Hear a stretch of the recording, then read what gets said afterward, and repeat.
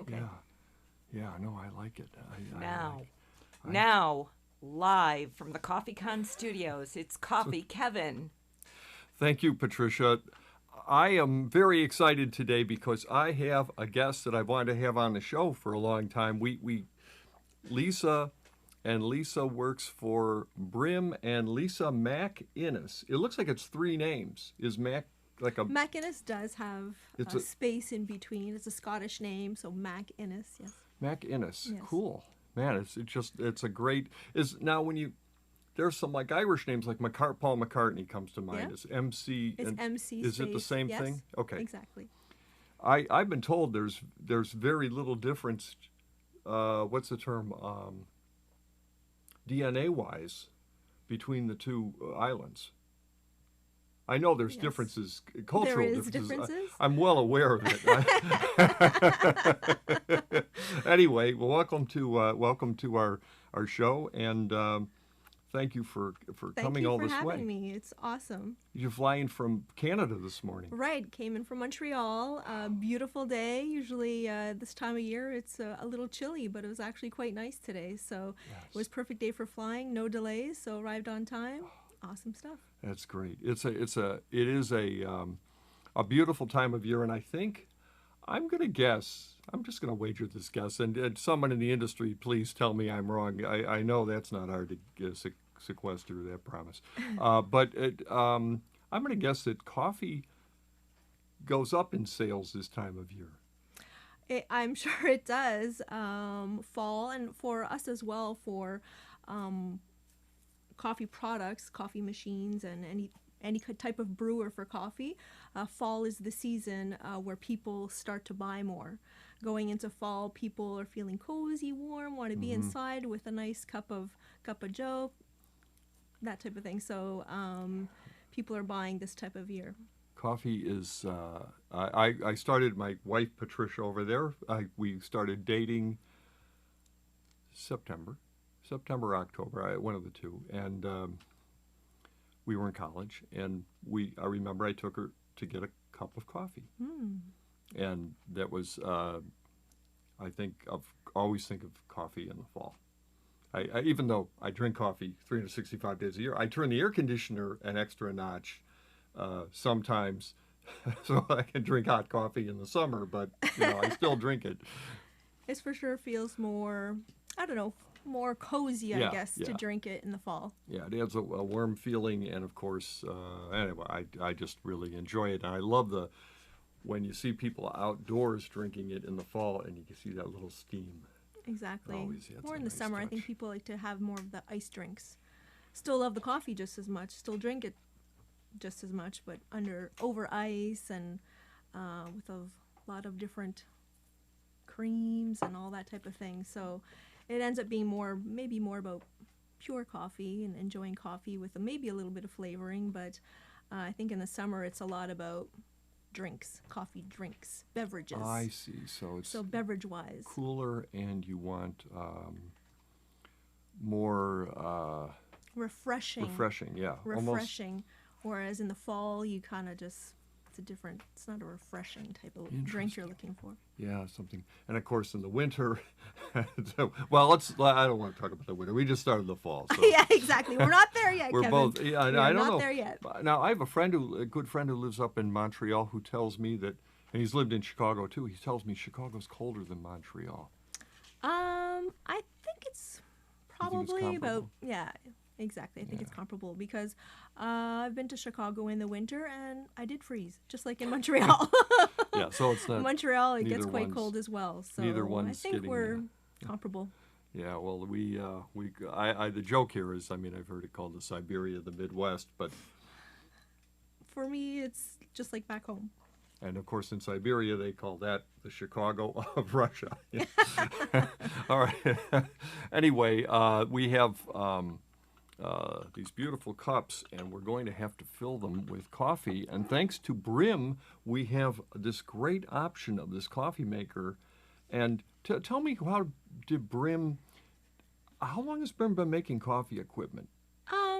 We've, for equipment-wise, it's been about 7 years now. that we've been into this brand and building Okay. towards it.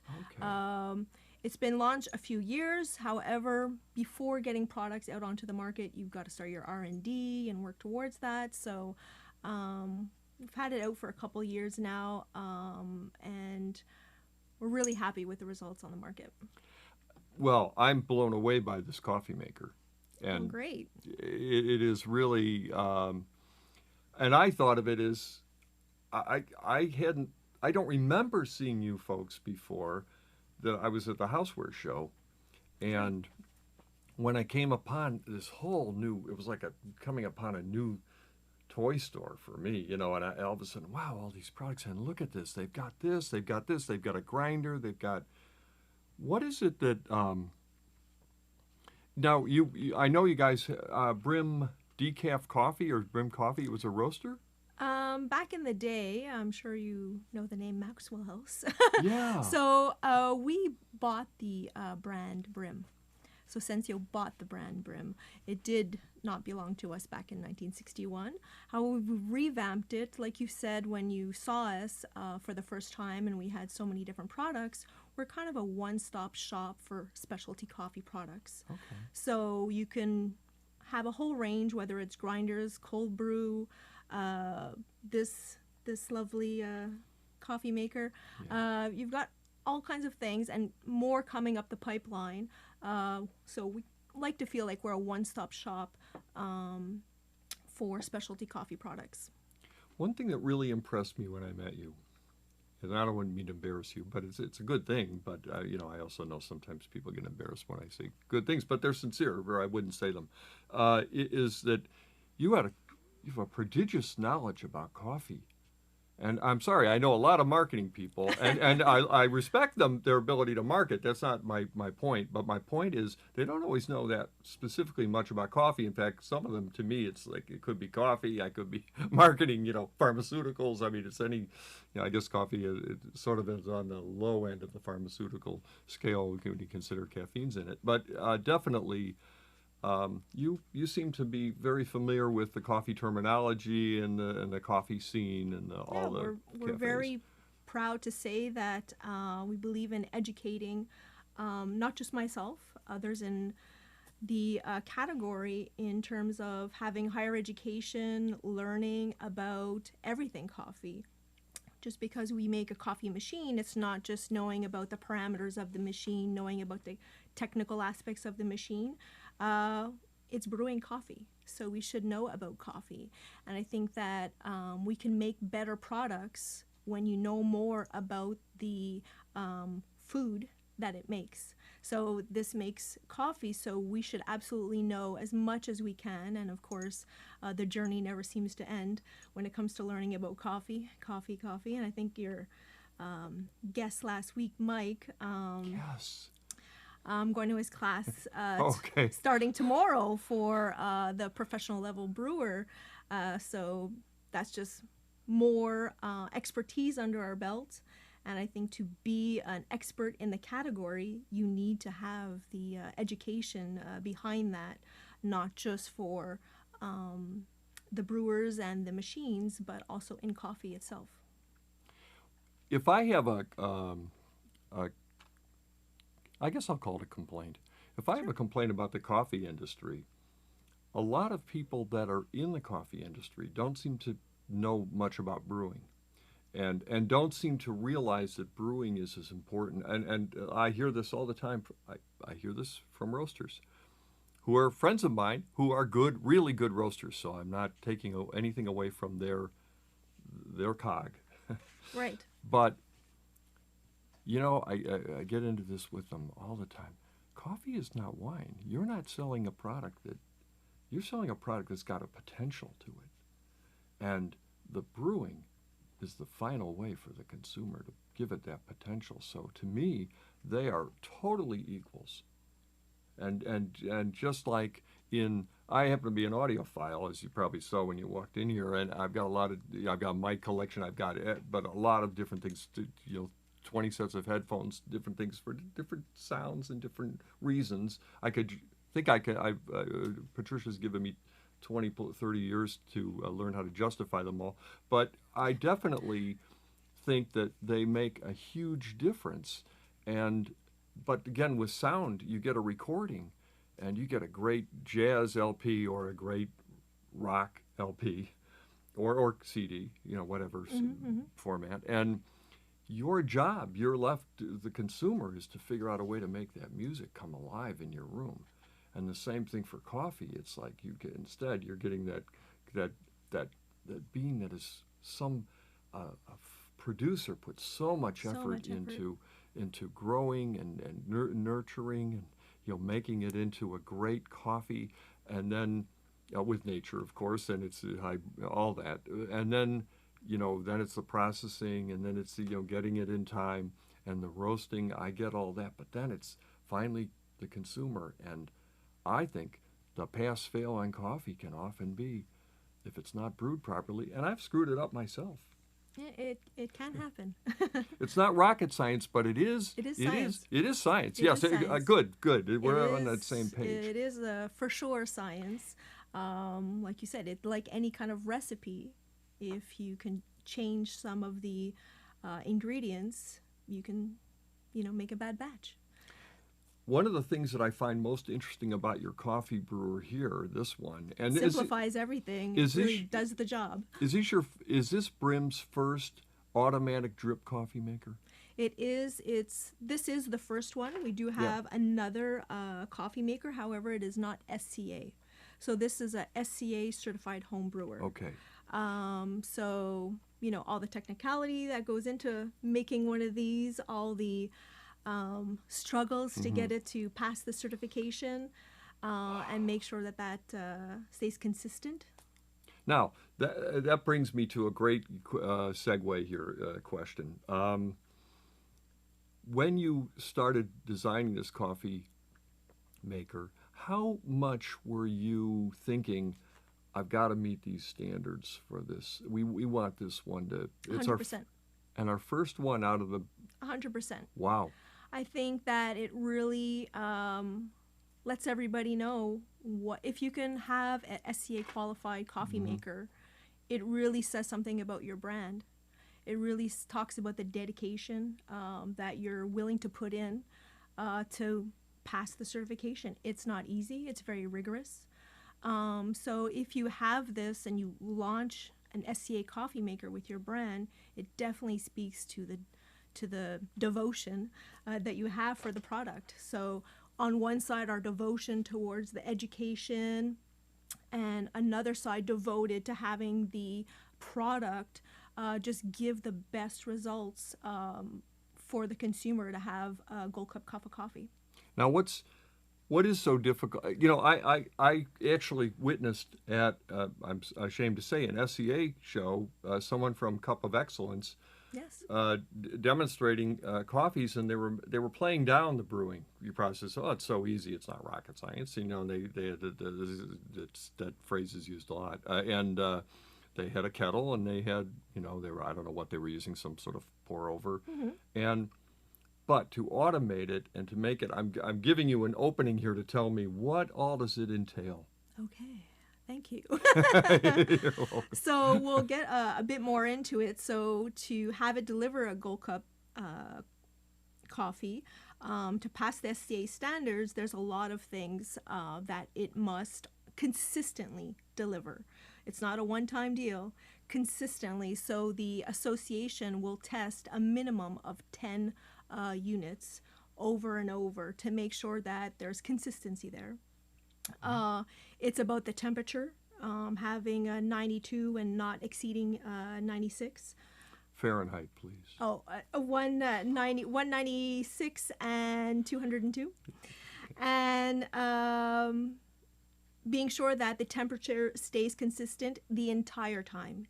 It cannot go down and it cannot go higher than, or it's an automatic fail. Really? Exactly. And the time, so it must be within 8 minutes. If there's something that happens inside the machine and it delays and has it go past 8 minutes, it's an automatic fail. They test the, the solubles. So Sometimes if you're using a different type of coffee maker, people often refer to like the sludge at the bottom of the carafe when you pour. It's normal to have some residue. They're solubles, so it's normal to have some, but not to have a sludge. So they are also testing the soluble yield, the concentrate. They are assuring that we can have the volume of coffee, so to have the perfect coffee to water ratio. So for the optimum line here, which is about 1 liter of water, to be able to have 55 grams. And if you go up to even 8 cups, even go up to 60 grams and not have an overflow. Okay. Typically, when you have a mainstream coffee maker, we'll call them, the coffee water ratio, the coffee ratio is lower. There's not as much coffee. So people use less coffee to make their... They use less coffee, and the brew basket is smaller. So this brew basket is larger, allowing for that higher ratio of coffee. So it has the perfect balance of the water to coffee water ratio, the timing, the temperature, the solubles, the soluble yields, the soluble concentrate. It's just everything happens all at once. So it needs to be engineered so that you can achieve that just by pressing the button.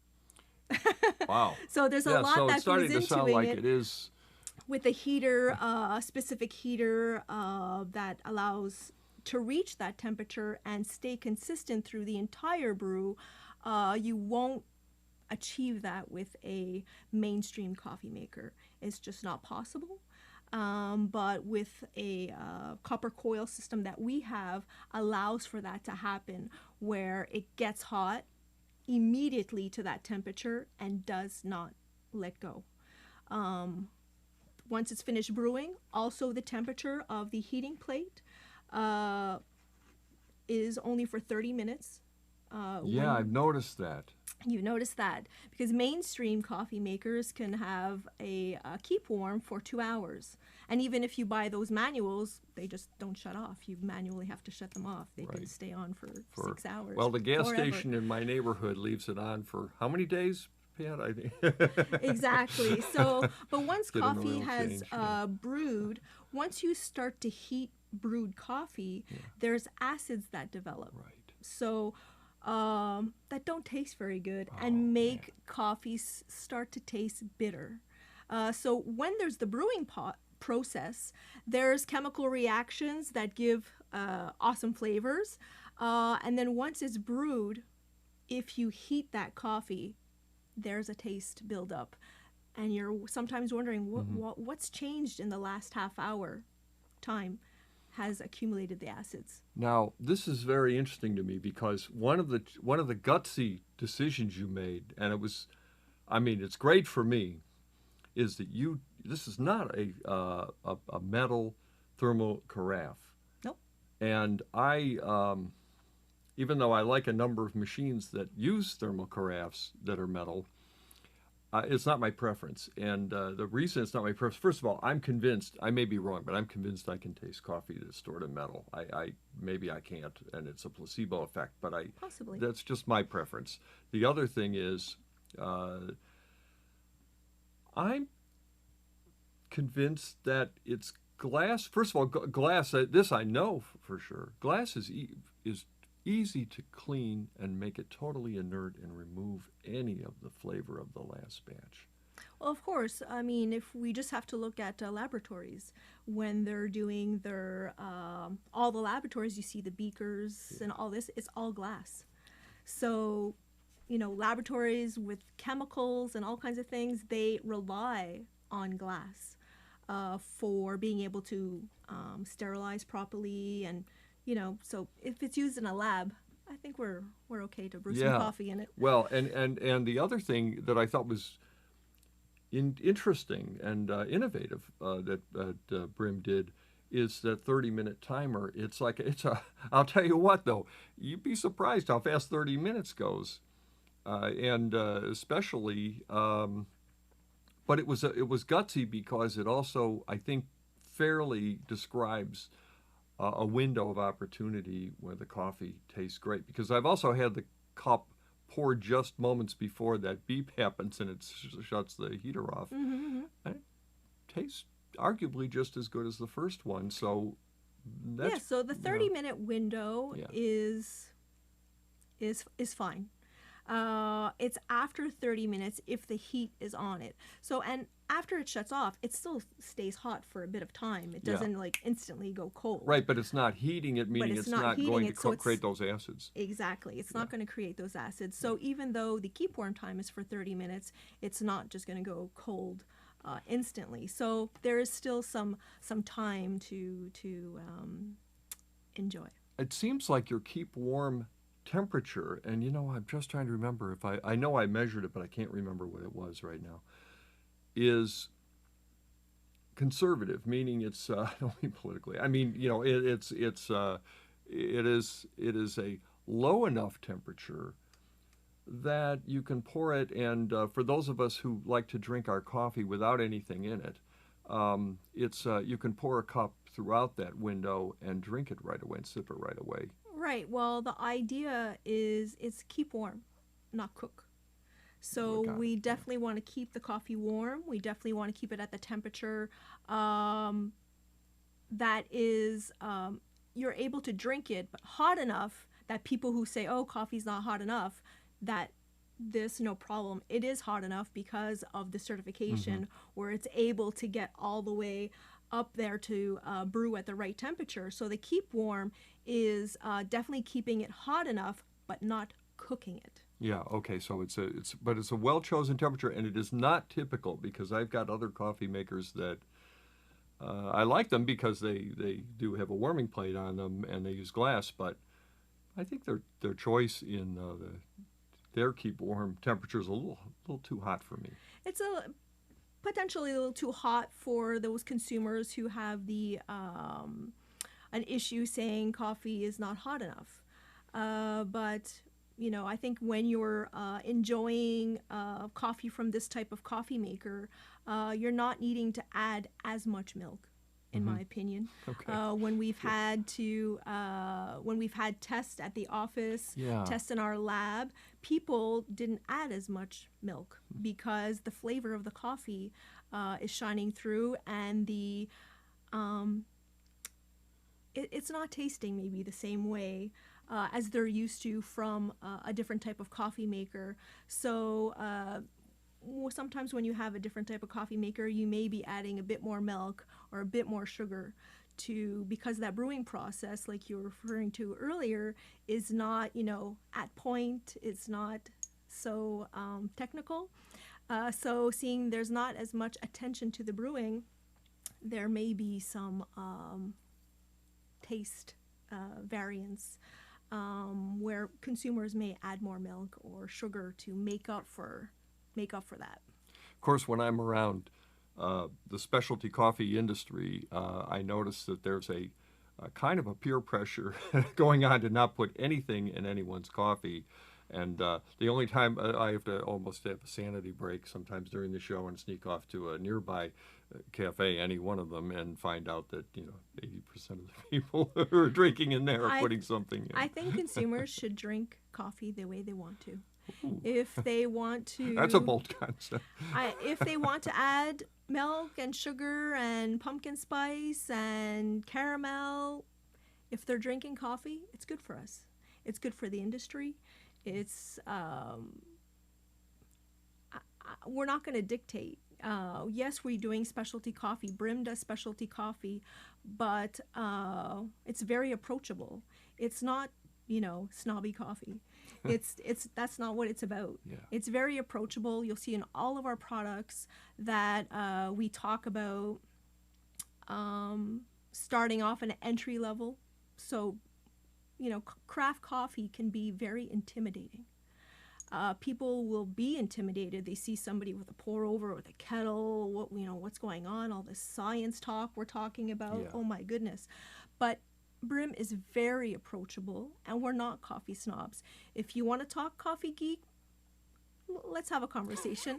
But if anybody just wants to get into something, come on, we'll show you the way. We have awesome instruction manual that has instructions for the everyday consumer who may know nothing about brewing, nothing about coffee, and say, hey, try it.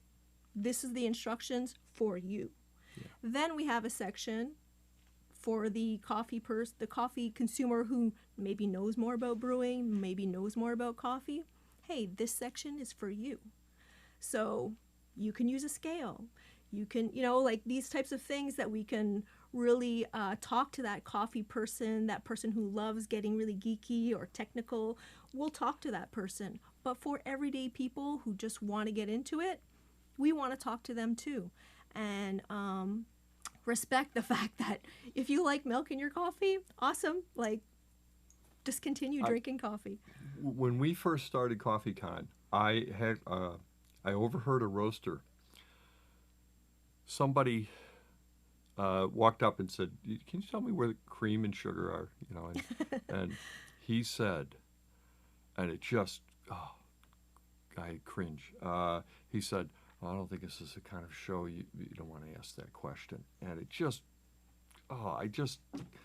it's just not what we are, and I don't like that. By the way, I'm the same way with audio stuff. We were talking about audio files. They're worse in some ways. I mean, it's like I have a friend who has never listened. I've never once been to his place and had him let me listen to an entire song, because he's always making comparisons between this 10-second segment and that one with two different pieces of equipment in the line. And to me, it's not being a music lover, which is why I'm really there. Just like I'm a coffee lover, which is why there's CoffeeCon. It's I'm not. I'm probably a hybrid, because I do weigh coffee and I do take the temperature and stuff. Well, I don't feel I can publish a review without doing that. But I want to know everything, but I really don't want to ruin it. I think people can ruin things with. They can, but I think consumers have the right to play around. Sure. We talk about dialing it in. Yeah. Hey, dial in your coffee. What does that mean, dialing it in? Is dialing in your grind size? What is dialing it in? But dialing it in could be also the milk and the sugar. Do I need as much? Do I not need as much? Right. You're right. We often encourage people, dial it in at any level. And if a person doesn't have a conical burr grinder, fine. That's not what they're dialing in. There are people that don't. There are people that do not have conical burr grinders. Lisa, you flew all this way to tell me this? But that's fine. They can still, make coffee and do their own thing, and hopefully aspire.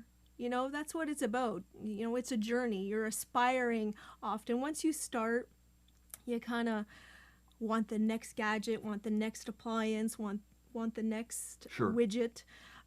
So that's what it's about. So if they want to get on that journey and then start dialing in more and more aspects of their recipes, I need to buy this now. I need to buy that now. And I'm sure you're like me. You have a whole bunch of brewers, and just enjoy all the different things we can do with them. It is something that I really enjoy doing, but sometimes it's nice just to take a break. And when we take trips, I never take more than one coffee appliance. I got over that years ago. And for one thing, I thought our fourth therapist might be right. I'm a little obsessive compulsive, and then but I also wanted it should be, it's all about, I did say this once very early, and I'll say it again. It's at this time of year too. I said it when someone asked me once if I was so technical about my coffee that do you ever really enjoy it? And I said, no. Let me tell you, the best cup of coffee. They asked me to describe the best cup of coffee. I said the best cup of coffee in the world is one with a person with a great conversation as primary focus.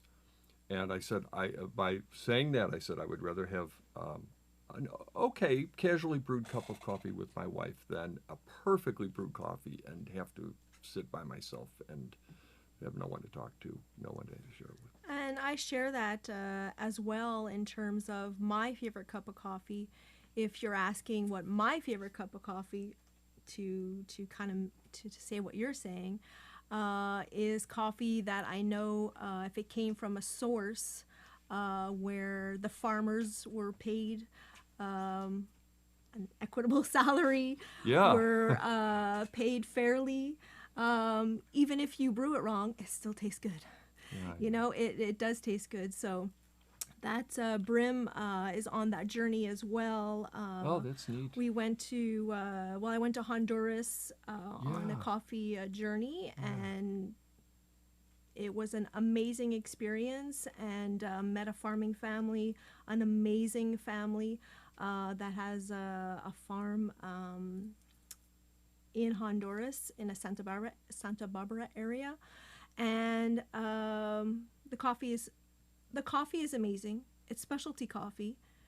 They take great care in making the coffee, but also take care of the farmers. And we decided we are going to buy our office coffee from Oh, this wow. farm. So that's great. I'm direct trading with this coffee Oh, so farm. it's actually a direct trade Yeah, coffee. it's a direct trade and fair price. So we discussed the price. It must be fair. I need to drink this coffee and not feel guilty. So it's fair price, direct traded. I'm very proud of that. That's and I great, think that yeah. that's, and we're bringing that into our office to share with all the staff. So all of our staff coffee will be specialty coffee grade. Wow. Which actually in the end ends up being the same or even a little less expensive than buying that, awful office coffee Oh, I know. that you can get. Yeah, The I know. office coffee is just, And- just The worst part of the office coffee, I'm gonna speculate, but I think challenge me, someone, is the office coffee is probably not direct trade, and probably the farmers are not making as much money, and it's so it tastes even worse. it tastes even worse. Tastes right. even worse. So when you have coffee that you've paid fairly for, and if you have the privilege of actually knowing the farm, knowing the farmers and the family, like I've had the opportunity and that Brim has organized to have that direct trade, for sure the coffee just tastes really, really awesome. I'm at a point where I have a lot of friends. Part of the CoffeeCon has really done this for me. I've got a lot of friends who are coffee producers, growers, farmers, and I really I understand where you're at with that totally. It's you get to a point where it's like it means more to me. I'm drinking a coffee. In fact, one of the coffees here right now is not this one, but two of my favorite coffees. One is a Guatemala, and the Guatemala is from Atitlan. And we were there a couple of years. We did a documentary there about what the students who go to Atitlan and try to bring a coffee that's grown on a specific by some farmers. And while I was interviewing the farmers, I kind of was looking for these. I was hoping for these gushy wine stories, kind of things where they talk about my grandfather grew this coffee and it means so much to me. That's not what I got at all. I got it was horrible treatment, and now I think they're looking for some payback. They've certainly farmed for several generations, but I think that I also want to address that too with farmers, because the farmers themselves deserve, if they're going to be perfectionist growers like vintners are, they're going to have to get into the consumption of coffee in a way that, and a lot of coffee producing countries, they never got the best coffee because the best coffee, of course, went Exported. yeah, well, of course, and that's not unusual in any family business. Right. I mean, I grew up in a family business, so I know what that's like. Right. Our customers always had better than we had, but they weren't even in it at all. I mean, they didn't, and I think they need. I think I'm really glad to hear, and I'm trying to engineer this into CoffeeCon, that we'll have I get enough growers coming to CoffeeCon, we'll have a turnaround event where they can learn about U.S. and North American culture, that Well, coffee consumption. the farm in Honduras that we're direct trading from, the daughter of the owner is taking SCA classes. Oh, that's great. Actually, we took 2 SCA classes together. So definitely getting that education on that side, because you're so right. Often farmers don't even have brewing equipment. So when we were at the SCA show in Boston, you had said you wanted a machine. I was like, well, I gave it to some farmers. Well, that actually made me feel good, even though, we man, I really was angry when I went to the airport that day. I'm sorry about the language I used. So it definitely, when we were there, we had all this equipment, and who better to take it home? The farmers. So Agreed. the farmers, we gifted grinders, coffee makers, cold brew. Like, we gifted the entire booth Oh, that is to so nice. farmers, most of them from Honduras, Yeah. because we're just building on that relationship. And making that story that is just fundamental. Like we're talking, it's not just about the machine. You've really, got crop to cup. It just makes sense. Yeah, there has to be a loop, and the people who create it, it really helps when they're into it. They can't help but make different decisions from the very get-go, and that You can't ignore things. they're the creators. I mean, they are literally the creators. If you follow, the Hollywood outline of, what happens, there's an idea, it turns into a script, gets a first draft, and then it gets a test audience, and then it gets, they videotape some scenes, show it to people. I mean, there's this whole creative process. The farmer in the coffee process is ultimately the main, very first, the inception, the creator. And that's The beginning of the chain. to not have them interested in the final cup, and also, by the way, that's going to require us now. That's another problem, isn't it, for the industry? Because you need to build an economy that's robust enough that they can become a consumption country as well. Right. Well, I think, the farmers in Honduras, most of them do that as a spare time job because it doesn't pay the bills. It doesn't pay the bills. So even this farm that I'm referring to, the father who owns the farm has a full-time job.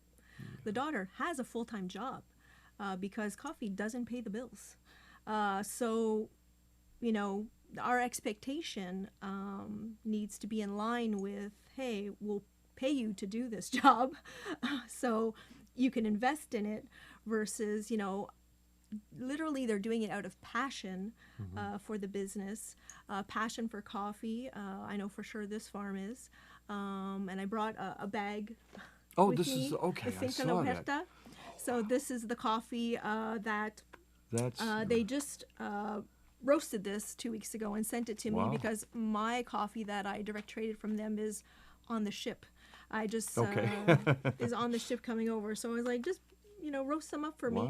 Wow. So it's awesome coffee, and to say, oh, it's at 1,700 feet and blah blah blah, and it's specialty and this level of this and this note of that, which really does mean something. Yeah. Which really is super important. Right.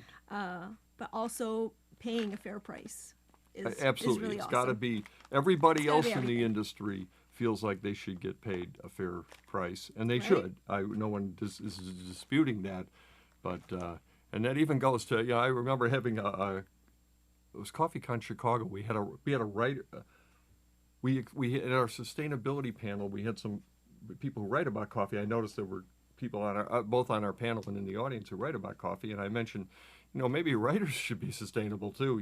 Coffee is one. I remember working for trade publications and writing for a specific trade publication that I like to think is no longer in business, but they probably are, and they were shocked when I wanted to be paid for my article. I'm a professional writer. I had credits on scripts and things like that. I thought I kind of thought Makes sense.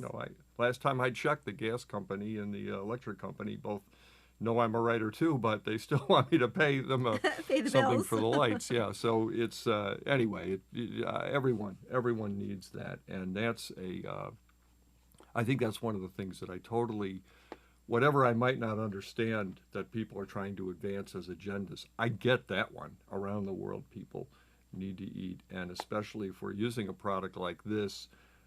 Frankly, there is some grown in the U.S. in California, and there's some grown in Yep. Hawaii, although very little of it's labeled Hawaiian coffee and gets to anyone in the U.S. That's a whole other show segment. But we there's not enough, and there's not enough of the good stuff. And the best coffees in the world pretty much are grown elsewhere. So Yes, absolutely. Elsewhere. So, we just got to be mindful of that. mindful, and it's also interesting to see. There's a lot of places to go with this, and it'll be interesting to. Anyway, I'm really looking forward to it. When I first started the event, I said that I was trying to create a farm stand relationship between the grower and the consumer, because I had read about an event that the industry had. It wasn't SCA themselves, but it was some SCA members, and they were really proud of the fact that they got together and talked about what we're going to do about. They almost were like a Bilderbergs or something. They were trying to figure out what we're going to do with the world market of coffee. And I realized the consumer wasn't there and the farmer wasn't there. I said, "Wow, this is kind of narrow. It's just." It seemed like a back room, thing, instead of what we're trying to do, which is, I think, ultimate transparency. So Transparency, I'm right. very proud to hear you say that you guys are doing that. Now, we need to do something very important, though.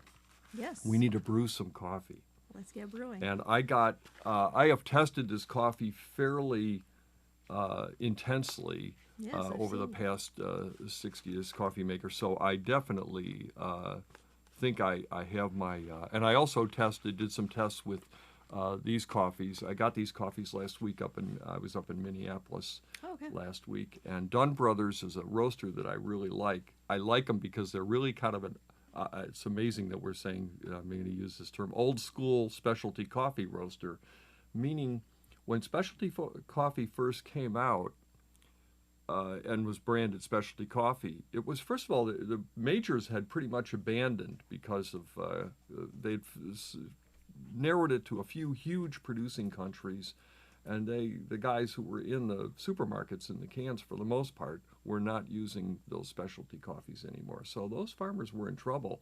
Meanwhile, there was a person named Erna Knudsen, and she was a coffee cupper on the West Coast. And she coined the phrase specialty coffee, and she was fired from her job because she left her job. I don't know. I'm assuming she was fired because of her outgoing personality. But I know she left the company she worked for, and she had this A-list of coffee producers that were small farms around the world, and she started putting them in touch with people that she knew were buying small roasters. Concurrent, and there always is these two things that happen at once. There was a man named Michael Sivitz who had worked at Origin, and he had developed an air roasting method that could be downsized and downscaled into like what's the equivalent of almost a home corn popper. And Michael created a shop roaster that was really small, took very little energy comparatively, and so people could roast coffee and quickly. So it was a brilliant invention, and between Erna's coffees and his roaster, and there are a lot of other people I'm leaving off of this, I'm so oversimplifying it, but that created the specialty coffee market, and this roaster still follows that kind of model. They've got roasters, little tiny Dietrich roasters in all of their shops, and I really am touched by it. They still run it that way, and it's a very cool thing. Whole Foods tried an experiment, by the way, with some roasters in their stores to kind of emulate the same thing. They had a coffee guy that ran their coffee stuff for a while named Kevin Knox, and Kevin was a champion of this method. Oh, okay. So anyway, long story, but this is the coffee I really wanted to bring here. And Awesome. I like it, but let me tell you something. I didn't use 55 grams. I said 58 is what I got up to. do it. I think the roaster works great, but the Diedrich roast is a low and slow roast, and I think it's not. The coffee isn't quite as strong, so we're gonna make it a little stronger. But By I think it's adding a really little good. bit. Yeah. Yeah, so you're dialing it in. Exactly. And then let me. All I need to do is get this. And did I bring the? Oh, I did. Okay. And did I bring the? Can you hand me those filters, Lisa? And just one, yeah. And can I get these filters in the Yeah, in they're the number retail? 4. Yeah. Okay, or online? Is it online? You can buy them online. You can buy them at the grocery store. Okay, but mass Brim. market. I like your filters. Whose filters? They are Brim's filters. They are Brim's filters. Yeah. However, if you run out of the filters, Well, I've been using another major brand's filters that are number 4, and they're good. But I actually like these filters a lot. Okay. so you grounded your coffee. I pre-ground it because I've got a Ditting coffee grinder that weighs a lot of money. A lot of money. It cost a lot of money, but it didn't cost much money actually. But it is a very heavy. It's 30-pound coffee roaster. Yeah, commercial. Michael will carry it down here, but I can only ask him once in a while. Okay. It's a Guatemalan from Atitlan. And I'm excited. Atitlan was the most beautiful spot to date that I've ever visited in the world. Wow. Yeah, it was, and Coffee I think brings us on awesome journeys. Aldous Huxley was the one that he had some sort of coined it, gave it some sort of phrase about it was the most beautiful spot in the world, but it really isn't. This is kind of for me, a dark roast. It's not I would not call this. Is there any close-up camera, Michael, or not really? Oh, the overhead. Let's put it over. How about that? Is that where you want it to? Oh, I'm sorry. That's not nice. I'm just covered. Okay. Yeah. See if you can go. I just covered your face, Lisa. It just was crummy. Such an actor thing to do. There we go. It's like when the phone rings and I look at you and I say, "It's for you." All right. Actors do this stuff to each other, taunt each other. What do you think, Michael? Is that coming through good? To me, that's a dark roast. It is by no means like a second crack roast, like a Starbucks roast or a Pete's roast, but it is. It's not over roasted. It's not over roasted but it's at all. On the dark side. But it's a little bit, yeah. We're going to get a little more chocolate note in this. Okay, I'm done with that shot, and let me pull it out. Okay, and then let me uncover Lisa because I'm sorry, but it's just where it was. Okay, we can put that there. It's 58 grams. I'm going to use the Optimum, which is what I have always used. Am I right to do that? Yes, 1 liter. If I want the best cup of coffee I can get, is that where it should be? Yes, sir. Okay. I can do this because for one thing.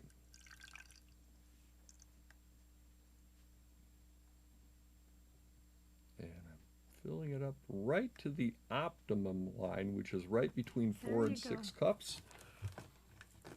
And now, one thing about this coffee maker that I really like this, because even though I'm kind of geeky, frankly, I have some challenges. You know, it's kind of maybe it's a baby boomer thing. The one button. I love the one button. I don't have to. I've never once had to call my third son to ask him how to start the coffee maker. Just press on and magic. Let the magic begin. And then I would agree. I've taken the temperature of these many times. As we go through it, I might, even at the risk of interrupting you, point out a couple of things that I really like about this coffee maker. And Michael, is it possible to get a shot of where the water falls down here, this kind of shower head thing? That allows for the blooming process to begin. Yeah. So the first steps is wetting. So we'll wet the coffee, and then it will allow for the blooming process. So Yes, you'll and see blooming so that everyone knows what. Yeah, you were just about to explain. It will let out all the bad gases and allow when the bubbles pop, the gases come out. The CO2 comes out. Sort of like pouring a cola in your glass. It foams up. Yeah. So the CO2. from this, the CO2 will be released from the from the foam, and because that will give your coffee, if it doesn't bloom properly, it will give it a not so favorable flavor. So it allows it to have that blooming process. There we go. Does that work, Michael? Am I covering her? Oh, I'm sorry. Hang on. Oh, that's fine. No, it's not all fine. it's all about Brim. Yeah, I know it's all about Brim. That's no kidding.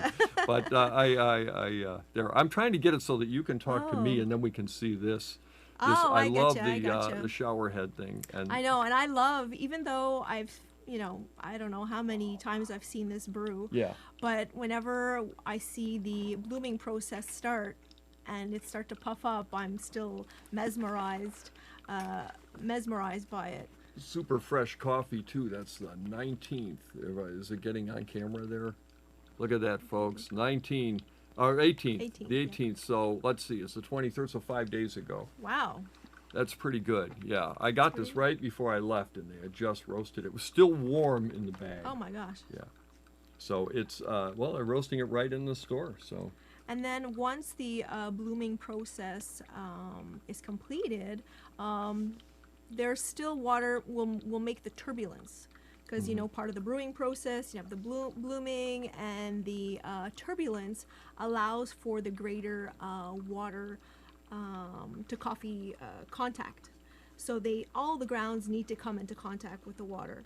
So if you're just having coffee, let's say in a different type of brewer that just has a little spigot, and the water is just dropping into the middle, the outer side you may have coffee that doesn't even get wet, coffee that in the middle, it's only been concentrated on the middle, so it'll be over extracted in the center, totally not extracted, not even touched on the outside. So I've seen that on some with a real narrow shower with head. a very narrow shower head. You really don't have the water to coffee contact at all. So definitely having all the coffee, the bed wet, and then continuing to have some type of movement to have the turbulence happen, allows for all the coffee flavors and the profile to be extracted. Okay. Is this it's got like a pulsing action. Is that purposeful? Yeah, it's purposeful in terms of making sure that turbulence is consistent. Only at the end will it stop the turbulence, because you can always have too much turbulence. Well, yeah, that's true too. Near the end of your cycle, the water will just pour out through physics, will just pour down, because if you have too much turbulence right at the end, you can really have some undesirable effects as well, and have some over extraction happening, and some flavors some notes that you don't want to be tasting in your cup. So it's important not to have too much turbulence at the end. Okay. And this is it's so it's quite easy to use. Yeah. Like you said, just 6 minutes. one button, and Gold Cup standard of coffee just by pressing the button. So Wow. I mean, it was rigorous to go through the testing and to get it all done, but we're very proud. We're very proud of this Brim coffee maker, that it is where it is and can serve the type of coffee that it does. It does justice to all this wonderful coffee. Like you said, if it's not brewed properly, I know. not really giving justice. I do have a friend who's a roaster, and he's told me sometimes he's almost sad. This is, maybe he's not a very good businessman, but he's almost sad to see people buy coffees that he feels like are not going to brew them properly. I don't know if I should even tell that story, because they probably wouldn't be comfortable with me sharing that, but I know he's told me that.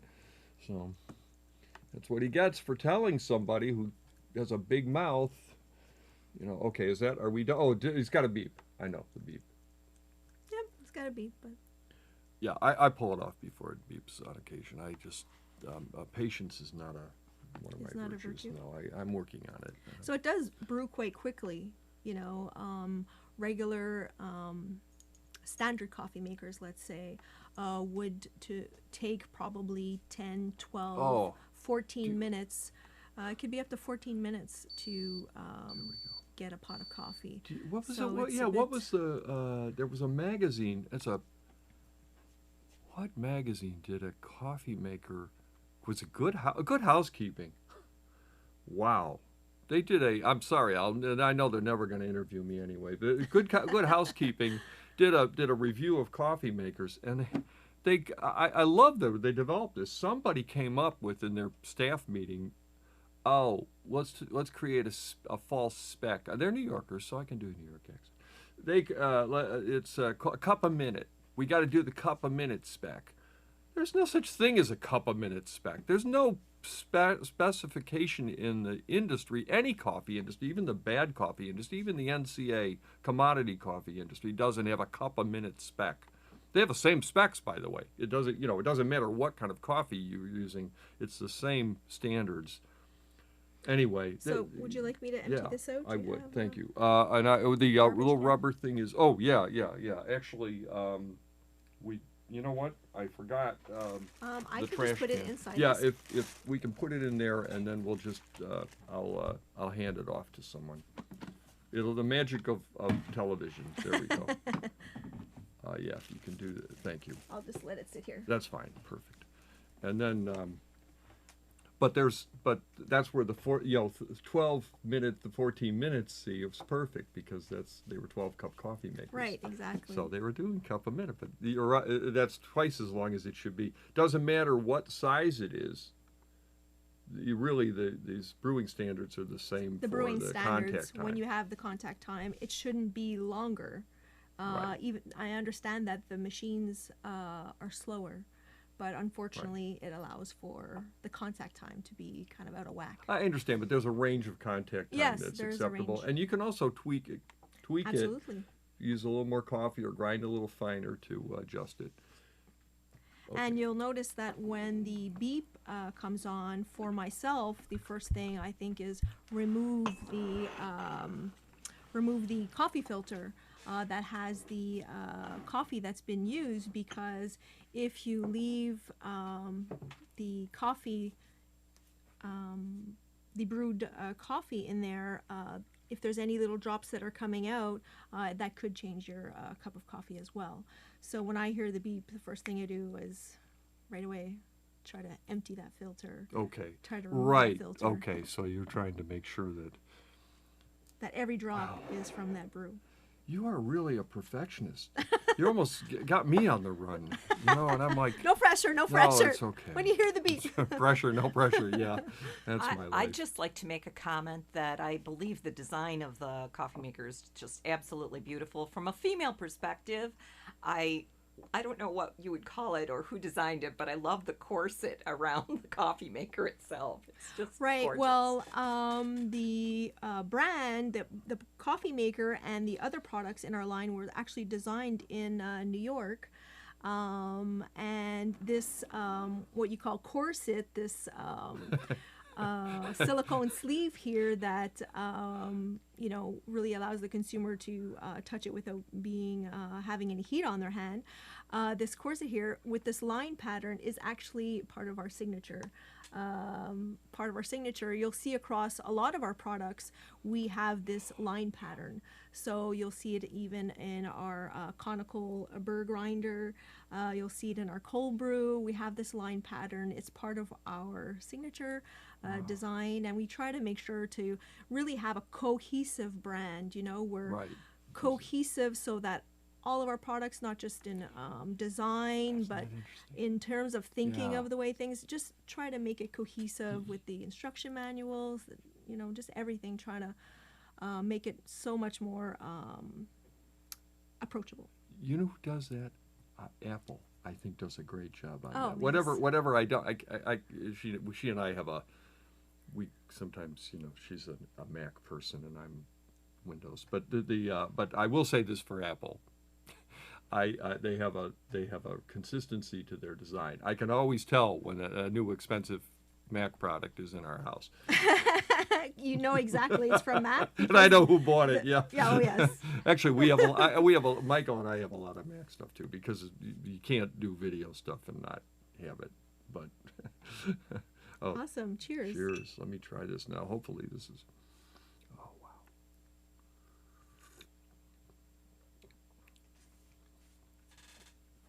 Yeah, it's got that. There's definitely a chocolate note in there that I really like.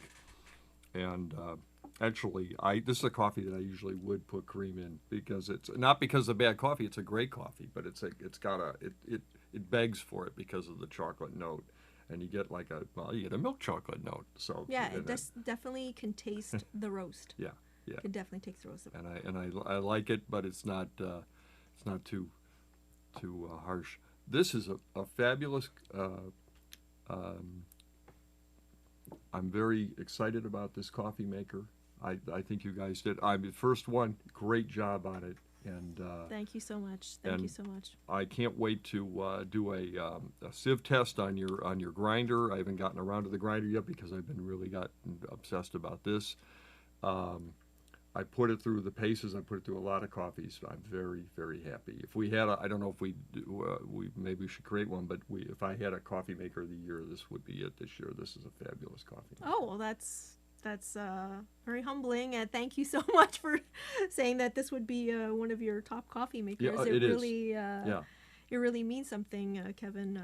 You know, you've been around in coffee for so long, so to hear that really, you know, I am an a lot of aged hard, bean. a lot of hard work is paid off when, you know, someone such as yourself can say that it's one of your favorite coffee makers. Oh, thank you so much. You're welcome. Thank you. And Lisa, thank you for coming all this way and being a guest. I want to talk to you. You've got a great energy and a great attitude, and not a snobbish bone in your body, which I really appreciate. You know, no, it's really important to me. I mean, it just should be accessible. It should. I mean, I like geeking out, but I don't like it to be ever at the expense of having a great time, having a great cup of coffee. That's what it's about. That's what it's about. It's about having a great cup of coffee, and like you said, we can geek it out, but you know, sometimes it's easy when it's simple.